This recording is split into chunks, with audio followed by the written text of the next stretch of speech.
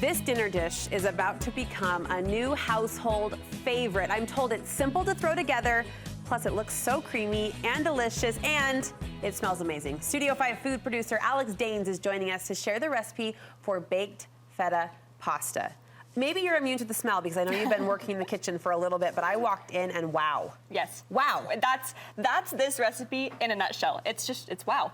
You make this often. Oh, absolutely. This recipe it actually went viral, a year ago for good reason, because it actually checks all the boxes. It's simple to put together, it tastes amazing, and it's like crowd pleasing. Okay, how do we start? What more could you want? How do we start? Okay, this is minimal ingredients, and I normally make them in a larger scale, so a 9x13, but I brought my pretty blue pans. How cute and mini that is. We're making them a half dish, but this is also great because if you are just two people or, are in your household, you can kind of adapt this recipe. You can size it to your table. Exactly, adapt it and size it. So we're starting here with cherry tomatoes. We're going right into our baking dish. Not even cooking these ahead of time? Nope, so okay. It's all gonna get baked all together.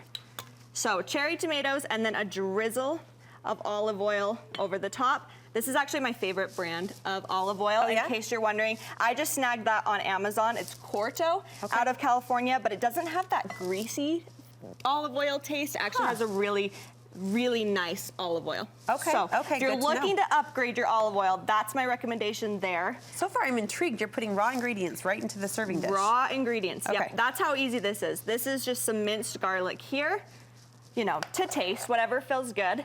And then our seasonings. So I always use Italian seasoning anytime I'm making a baked pasta dish or pasta in general.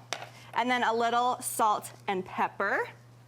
And I like to give that a quick stir, just so that olive oil gets coated and those seasonings get coated. Okay. And that's how we're gonna dress up the tomatoes in this dish.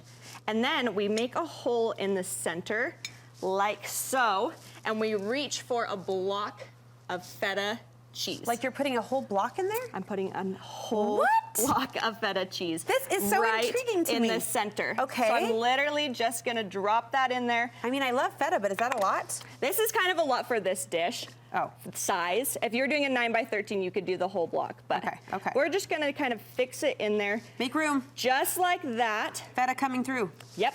And then at this point, we're ready to bake it.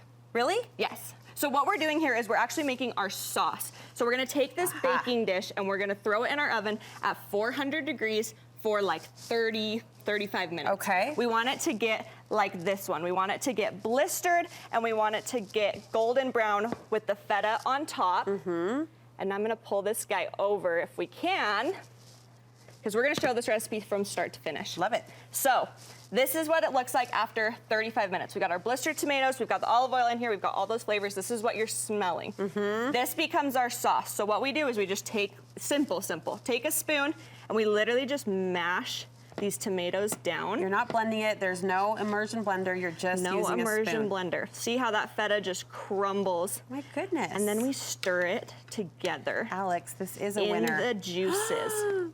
And see how that just kind of brings, it makes it nice and saucy, but it also makes it cheesy. Now, if you have picky eaters at home, maybe you're thinking, oh no, I hate feta, like I get those messages. What can you swap instead? You can do cream cheese. Oh. So you could do a block of cream cheese in the center and it's gonna have the same effect. Okay. But as we burst these cherry tomatoes, those are going to create our sauce. You've got the juices that make it a little more thin. Yep.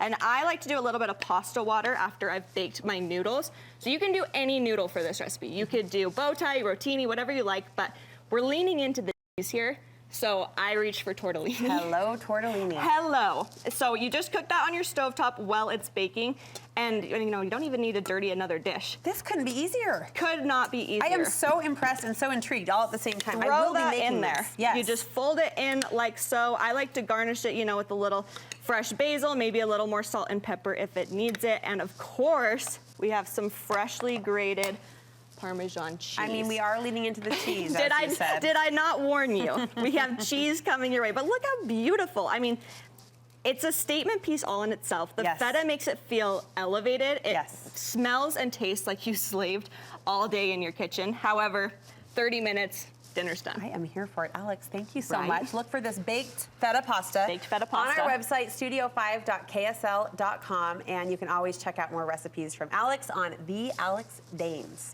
Thanks so much. Yeah, Well you're done. welcome.